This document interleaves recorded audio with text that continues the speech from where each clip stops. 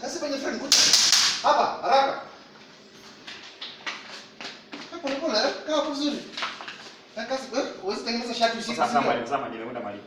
Unaona tu kusimama peke yako kwa darasa. Leo peke yako una miguu simama hapa. Hapana mwalimu. Nini bani unaongea usiku yote nyawili? Hapana, alikuwa amekuja nimfunze kitu mwalimu. Ulikuwa unafunza nini na kasi? Chemistry. Kasi unajua kufunza chemistry? Kwa mwalimu lini? Alikuwa amesema kuna kitu ile kwa chemistry, ndo akakuja nimfunze.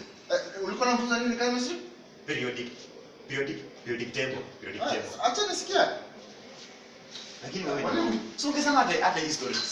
Mimi sijui chemistry. Ndiye bwana. Na akisema to explain, anadi kema anajua Kiswahili bwana. Na akisema to explain tutafanya nini? Ajui hata tukidanganya. Boys, mnafanya nini nje? To class now. Sawa madam. Kasi, and your friend, come here. Mlikuwa mnaenda wapi mkikimbia hivyo? Madam, nakasema sasa hivi. Yes, madam. What's the problem? It's time for class.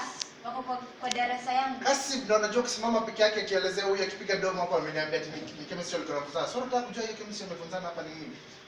Kasi. So mimi nilikuwa namfunza chemistry periodic table. So periodic table ni ile kitu wanachoranga hivi, inakuwa imeinuka hivi, alafu hapo inakuwa imeinuka juu hivi. Hapa hivi kuna kwanga na hii ni H, alafu huko mwisho kumbe calcium. Kumbe calcium inakuwa wapi? Halogens column. Halogens uko kwa halogens. What? Halogens.